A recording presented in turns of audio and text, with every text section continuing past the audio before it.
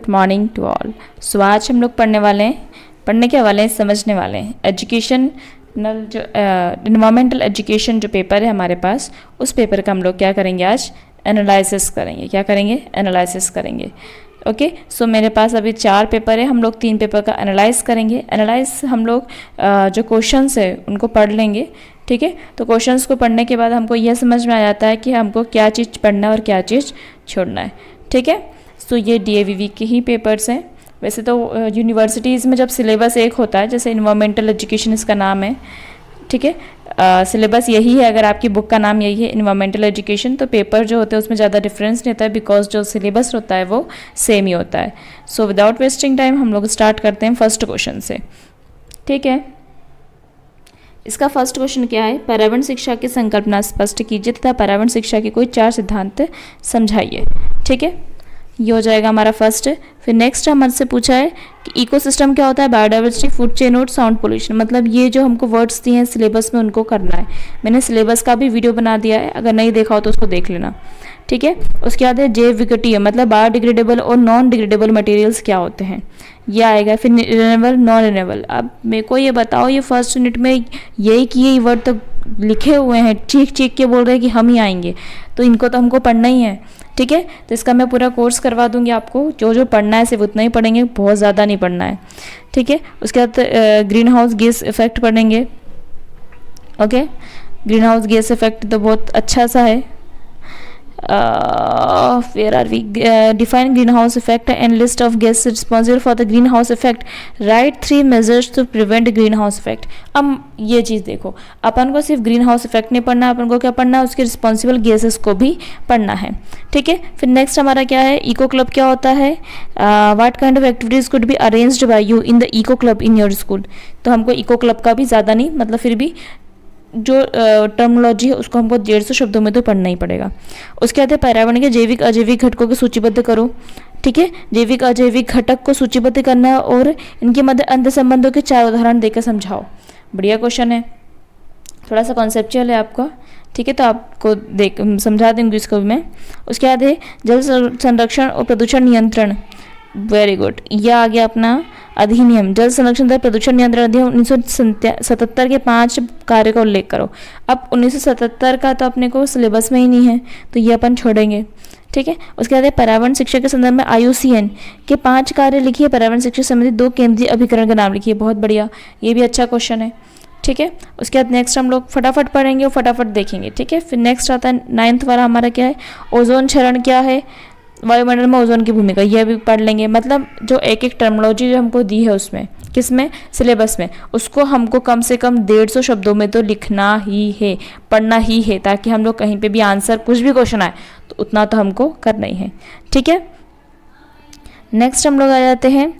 Next question है पर्यावरण बचाव के लिए एपिको आंदोलन का संक्षिप्त। ठीक है, एपिको कर लेंगे और कौन कौन चला था, चिपको कर लेंगे।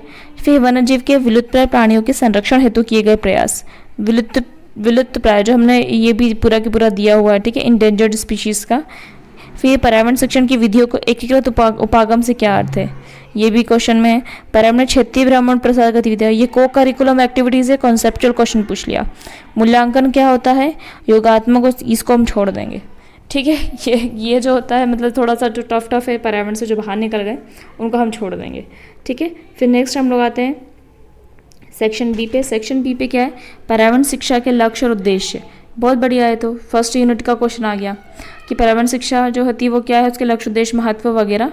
पर्यावरण शिक्षा के कोई 4 क्षेत्रों का, हाँ, तो ये भी हम विवरण कर देंगे, ये भी फर्स्ट यूनिट में दिया हुआ है। ठीक है, वनोन्मूलन क्या होता है, डिफॉरेस्टेशन क्या होता है, कारण क्या है, ठीक है, दुष्प्रभाव क्या है, समझाइए। परियोजना विधि के सोपानों को पर्यावरण शिक्षा के किस कारण छोड़ देंगे हम। ठीक है, अगर लगता है हमको तो हम लोग कर लेंगे, वरना हम छोड़ देंगे क्वेश्चन को। ठीक है, देखिए पेपर तो मैं पूरा सॉल्व करवाऊंगी, मैं सिर्फ वीडियोस की बात कर रही हूँ, मैं किसकी एक्स्ट्रा वीडियो नहीं बनाने वाली हूँ। ठीक है, इसकी एक्स्ट्रा वीडियो नहीं बनाऊंगी मैं। उसके बाद 1 पे टिप्पणी लिखना, ये तो मैं सभी पे करने वाली हूँ। पर्यावरण उन्मुखीकरण स्कूल शिक्षा परियोजना, ये क्या है? पर्यावरण बचाओ में किसी पर्यावरणकर्ता योगदान, हमको 4 या 5 पर्यावरणकर्ता दिया है, उनका जीवन परिचय तो हम पढ़ेंगे, बहुत बढ़िया इस बार का अपना सिलेबस रहा है। ठीक है, उसके नेक्स्ट हम लोग पढ़ लेते हैं इन्वायरमेंटल एजुकेशन, जो कौन से का 2021 का है। ठीक है, अब फर्स्ट यूनिट का वही आ जाएगा, पर्यावरण शिक्षा क्या है, अर्थ क्षेत्र लिखिए भैया, उसका कंसेप्ट आ जाएगा, मीनिंग आ जाएगा, स्कोप आ जाएगा, ये तो पहला क्वेश्चन आना ही है, नो डाउट। फिर पारिस्थितिकी क्या है, उदाहरण बताओ, जैव मंडल जैव विविधता के वो अरे वेरी गुड। अब इन्हें बायोस्फीयर और बायोडाइवर्सिटी दोनों अलग अलग चीज़ें हैं, मतलब हमको कैसा पढ़ना है, कंपेयर करके पढ़ना है। ठीक है, फिर है what is the difference between the enhanced green house effect and ozone depletion, ये देख लो, वापस से कंपैरिजन आ गया। फिर है अधिनियम दिया है 1981 वायु प्रदूषण का, इसकी भूमिका स्पष्ट करो। अब ये अपन को पढ़ना है। ठीक है, दोनों अधिनियम अपन को पढ़ना है, वाटर का भी और एक वायु का भी। ठीक है, दो तो हम पढ़ेंगे। अब नेशनल या गया NEAC क्या होता है। ठीक है, तो ये भी हम पढ़ लेंगे। सुंदर बहुगुणा 4-5 व्यक्तियों के हैं, पढ़ना ही चाहिए। एपी को पढ़ लिया, नब्दो बचाओ पढ़ लिया, एक लिखना है। पर्यावरण विघटन, पर्यावरण प्रदूषण, वेरी गुड। अब मुझे बताओ, कंपेयर करके पढ़ना ज़रूरी है या नहीं। जितनी भी टर्म्स होगी उसको हम लोग क्या करेंगे, कंपैरिजन में पढ़ेंगे और उनको समझेंगे। ठीक है, कि वो सब क्या क्या है। फिर नेक्स्ट हम लोग देख लेते हैं, टिप्पणी लिखना है। पारिस्थितिक संतुलन क्या होता है और पारिस्थितिक संसाधन क्या होता है, अच्छे क्वेश्चन है। पर्यावरण शिक्षा, शिक्षण विधियों के प्रत्यक्ष उपागम, शिक्षण विधियाँ मैं इतना ठीक है बता दूंगी आप लोगों को, बाकी है कि क्वेश्चन थोड़ा सा डिफिकल्ट हो जाते हैं, बट इसको अगर आप वेन डायग्राम के थ्रू लिखेंगे ना तो बहुत अच्छा इसका आंसर बन जाएगा। ठीक है, इसको भी हम लोग पढ़ लेंगे। फिर है प्राकृतिक क्लब के उद्देश्य, पिछली बार भी आया ही था ये क्वेश्चन, नेचुरल क्लब क्या होता है। पर्यावरण शिक्षण के पाठ्य संग्रामी, ये तो अपने मन से लिख दो अपन। ठीक है, उसके बाद किसी एक पर साक्ष्य टिप्पणी लिखिए, EOSE और ENVIS, सिलेबस में सब दिया हुआ है। ठीक है, फिर नेक्स्ट सेक्शन बी को हम देख लेते हैं, पर्यावरण शिक्षण के उद्देश्य सिद्धांत, फर्स्ट यूनिट उठा ली। ठीक है, पर्यावरण का अर्थ लिखिए, पर्यावरण के प्रकार, सेकेंड यूनिट उठा ली। पर्यावरण शिक्षा के अभिकरण नाम लिख के किसी एक को विस्तार से समझाइए। एजेंसीज, ये यूनिट का नाम ही उठा लिया। पर्यावरण शिक्षा में मूल्यांकन के संदर्भ में संरचनात्मक योग्यात्मक मूल्यांकन, इसको हम छोड़ देंगे। ठीक है, तो ये हम लोग पढ़ेंगे। नेक्स्ट अब लास्ट हम लोग एक और पेपर का एनालाइज देख लेते हैं कि हमको पढ़ना क्या है। मतलब फर्स्ट यूनिट तो हमको पूरी पढ़ना है। ठीक है, और उसके बाद उसमें जितने टर्म्स दी हैं, अगर सिलेबस नहीं देखा है तो पहले सिलेबस देखो, है ना। ये डायरेक्ट पेपर देखने से मतलब नहीं है, सिलेबस नहीं पता होगा तो पेपर देख के क्या ही करोगे आप। ओके, सो हम लोगों का फर्स्ट क्वेश्चन है, पर्यावरण शिक्षा की संकल्पना को समझाइए, पर्यावरण शिक्षा का महत्व, ये फर्स्ट यूनिट उठा ली। फिर नेक्स्ट पर्यावरण शिक्षा के 5 उद्देश्य, फर्स्ट यूनिट का उससे उठा लिया। फिर है अंतर बताना है, वेरी गुड, मतलब हमको अंतर तो पढ़ना ही है। जीव मंडल जैव विविधता पिछली बार भी आया था। ठीक है, बायोडिग्रेडेबल नॉन डिग्रेडेबल पिछली बार भी आया था। इकोलॉजी, अरे छाप दिया, पिछली बार के पेपर को इन्होंने छाप दिया है। ठीक है, उसके बाद नेक्स्ट देखो, नेक्स्ट है फोर्थ वाला हमारा क्या है कि ग्रीन हाउस प्रभाव को चित्र की सहायता से, बहुत बढ़िया, बहुत अच्छे से बचपन में खूब बनाए हैं 5वीं 6वीं में। फिर जल संरक्षण अधिनियम 97 दिया है यार सिलेबस में। ठीक है, एक हाँ सही है, सही बात है, 2 तो हमको दिए हैं, एक तो 1977 का और एक 1981 का। 77 जल का है और 81 ईयर का है।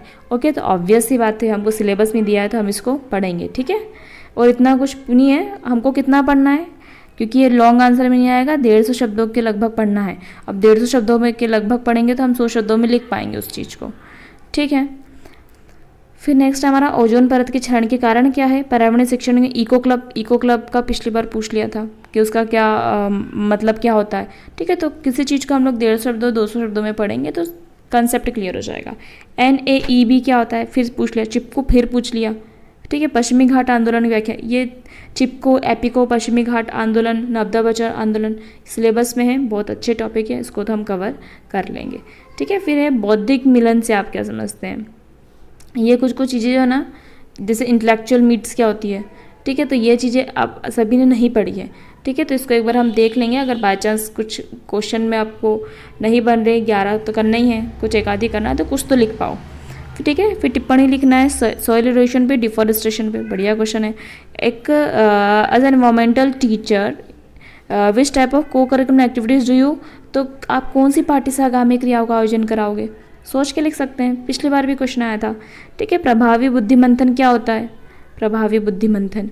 ठीक है, पर्यावरण शिक्षा में इसका मतलब बताइए, तो इसको हम देख लेंगे। ठीक है, पर्यावरण संरक्षण कार्यक्रम में मेनका गांधी, ये 4-5 जो लोग हैं उनको तो हमको पढ़ना ही है। ठीक है। फिर सेक्शन बी पे आ जाओ। सेक्शन बी क्या बोलता है कि पर्यावरणीय शिक्षा शिक्षण को परिभाषित कीजिए, पर्यावरणीय शिक्षणों के सिद्धांतों का वर्णन कीजिए। फिर ये पर्यावरण शिक्षण के बहुविषयी मल्टीडिसिप्लिनरी उपागम को, यह हमको सिलेबस में है।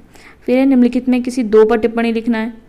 तो अतिरिक्त पाठ्यक्रम क्रियाएं और प्रत्यक्ष मतलब एक्स्ट्रा करिकुलम एक्टिविटीज़ में हम लिख सकते हैं, डायरेक्ट अप्रोच पे भी लिख सकते हैं, ENVIS पे भी लिख सकते हैं। फिर नेक्स्ट है पर्यावरणीय शिक्षा मूल्यांकन की आवश्यकता और महत्व। फर्स्ट यूनिट को ही पूरा घिस दिया क्या?